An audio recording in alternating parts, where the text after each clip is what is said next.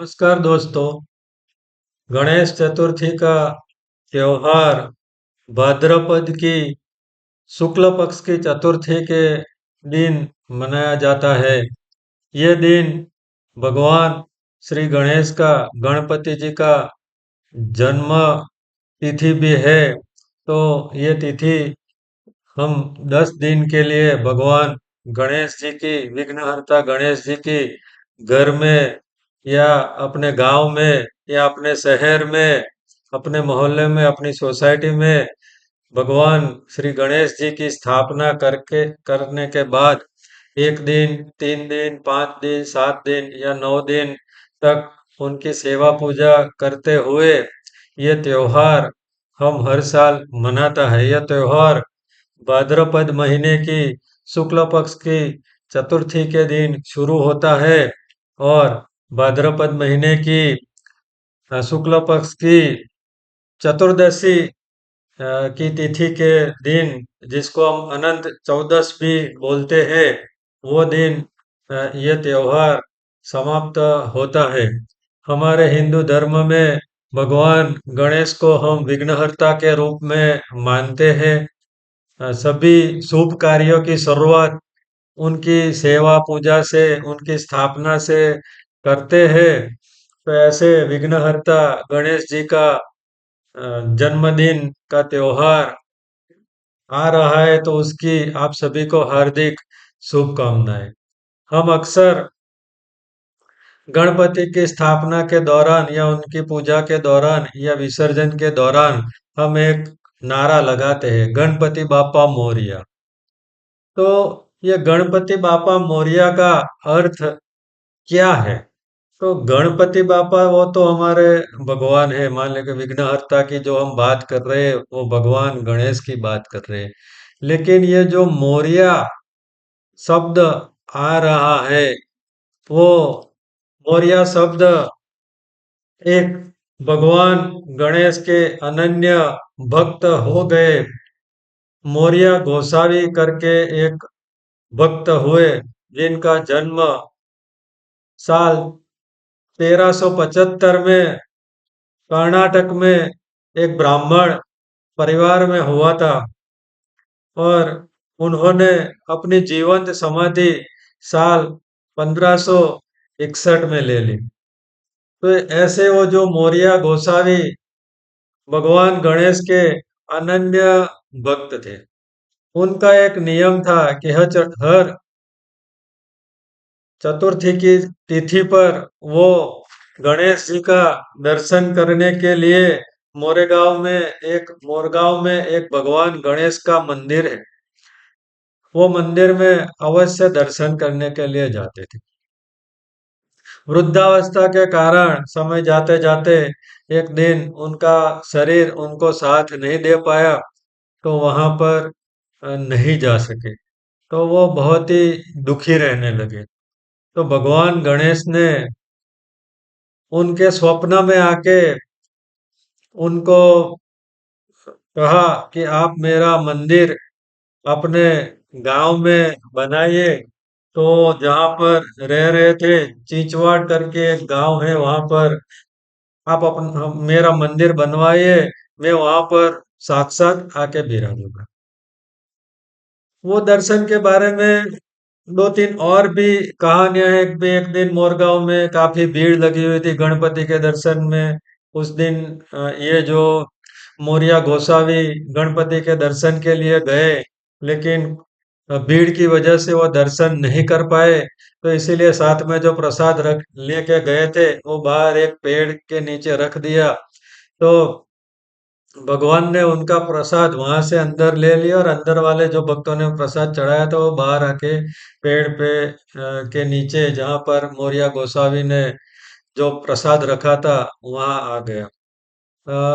कुछ ऐसी भी कहानी है कि कुछ वजह से उनको मंदिर में एंट्री नहीं मिली, तो वो दुखी होने लगे। तो ऐसी दो तीन कहानियां हैं। तो लेकिन सौ बात की एक बात है कि भाई वो एक अनन्य भगवान गणेश के भक्त थे और उनकी भक्ति से प्रसन्न होकर उनके गांव चिंचवाड़ में जो उन्होंने मंदिर बनवाया, वहां पर भगवान गणेश साक्षात उनकी पूजा सेवा को अंगीकार करने के लिए आए।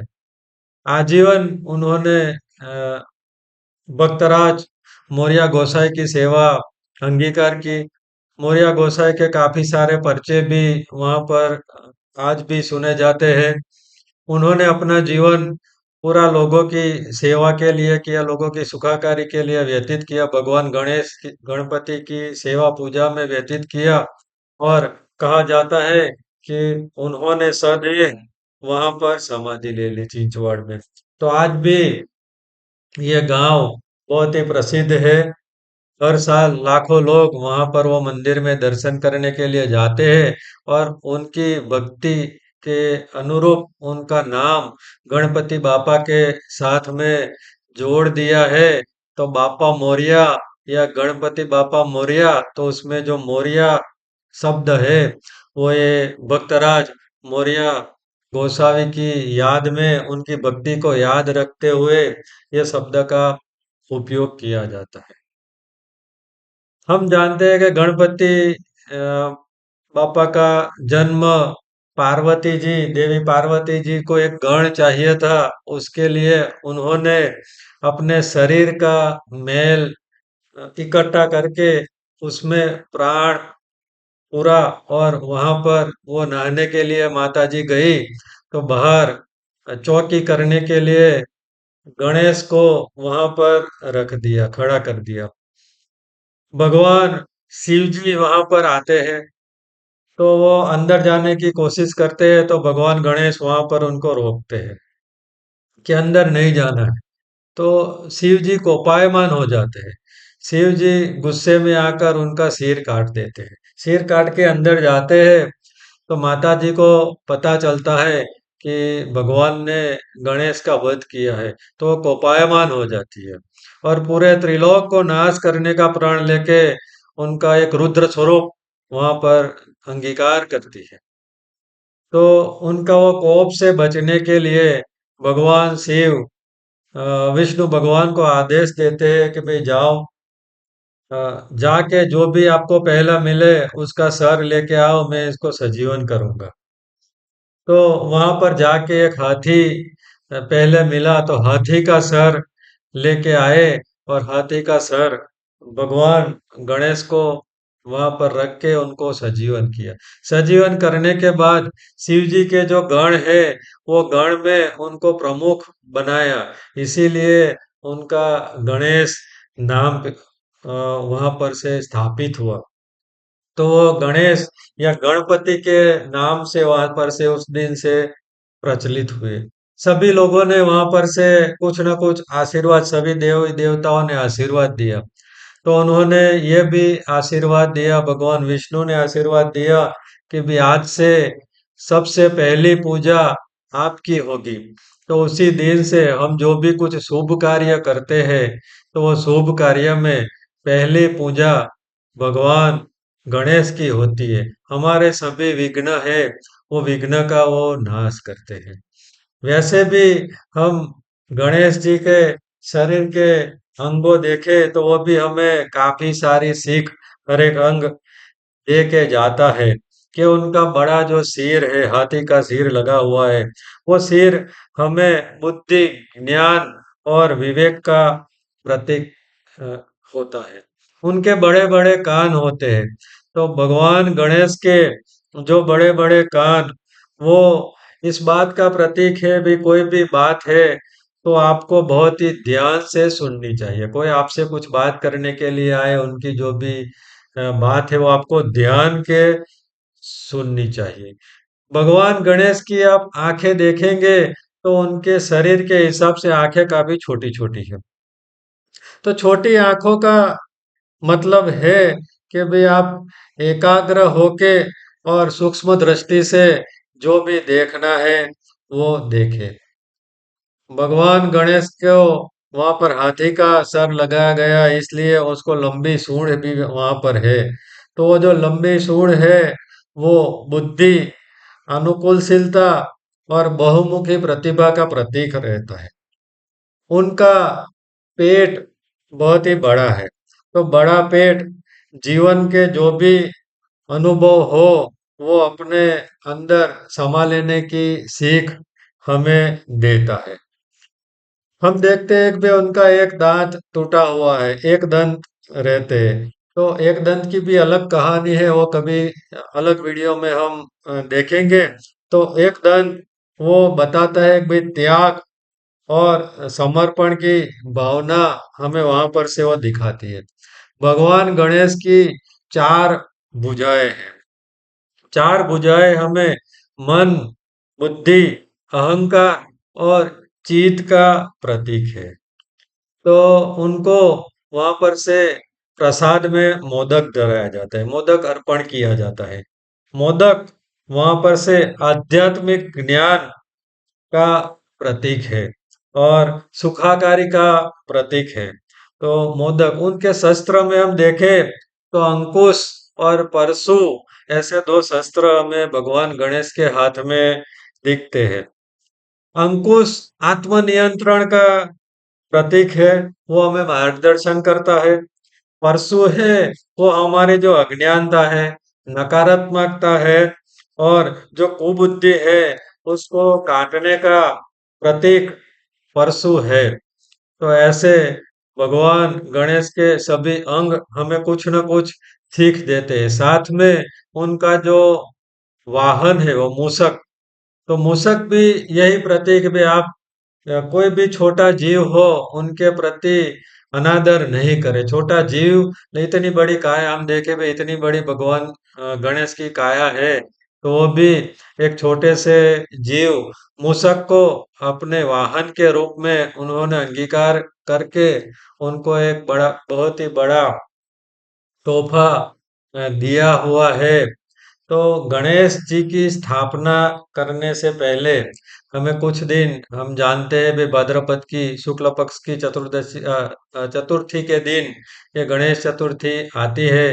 तो उससे कुछ दिन पहले हम बाजार में से भगवान गणेश जी की मूर्ति लाके हमारे घर में रख देनी चाहिए। मूर्ति घर में जब भी आए तो हमें घर में लाने से पहले द्वार पर ही मूर्ति का सेवा पूजन आरती उतार के आगता स्वागता ढोल नगारे के साथ बड़े प्यार और हर्षोल्लास से उनका स्वागत करना चाहिए।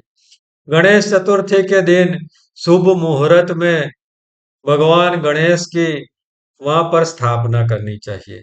भगवान गणेश की स्थापना के लिए करने के बाद उनको वस्त्र अर्पण करना चाहिए, पूजा करनी चाहिए। तो उनको लाल रंग प्रिय है, तो हो सके तो लाल रंग के वस्त्र अर्पण किए।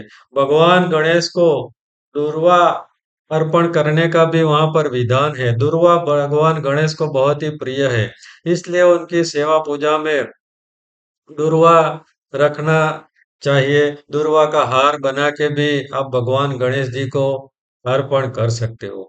जितने भी दिन आप रखे, एक दिन, 3 दिन, 5 दिन, 7 दिन, भगवान गणेश की सुबह शाम सेवा पूजा आरती करनी चाहिए। उनको थाल जो भी आप बनाए, अच्छा अच्छा थाल, वो भगवान गणेश को अर्पण करना चाहिए।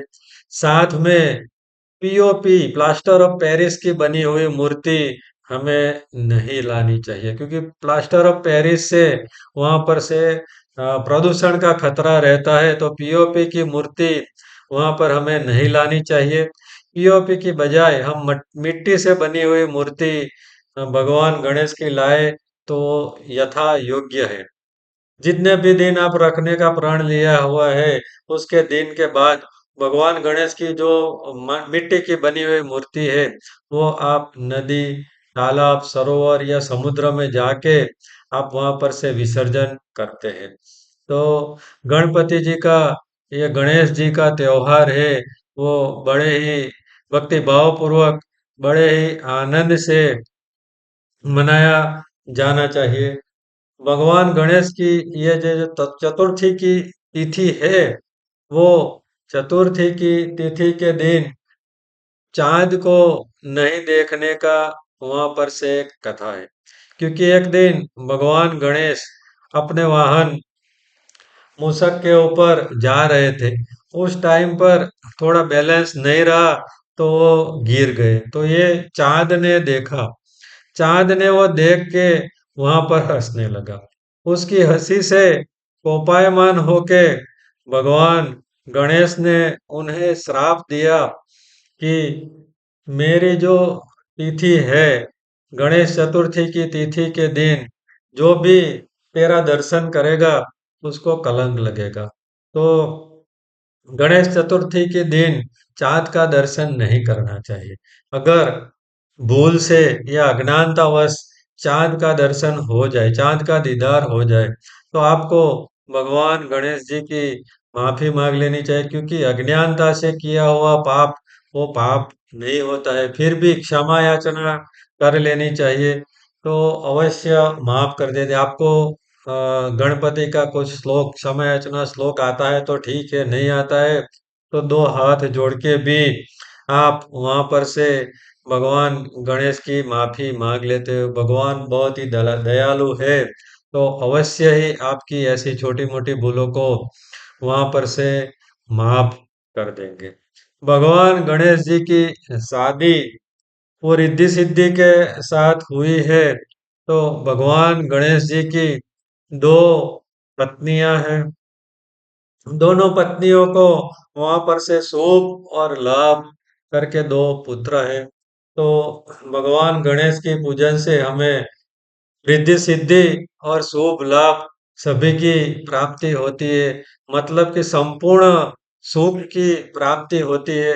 जीवन में जो कोई भी दुख है, विघ्न है, कोई भी अगर अगर हम शुभ प्रसंग कर रहे हैं तो उसमें कुछ विघ्न आने वाला है, तो विघ्न भी वहां पर से भगवान गणेश हर लेते हैं। तो भगवान गणेश की ये जो त्योहार है, गणेश चतुर्थी की, आप सभी को एक बार फिर से हार्दिक शुभकामनाएं। जय माता जी। गणपति बाप्पा मोरया। जय श्री कृष्ण। ओम नमः पार्वती पते। हर हर महादेव।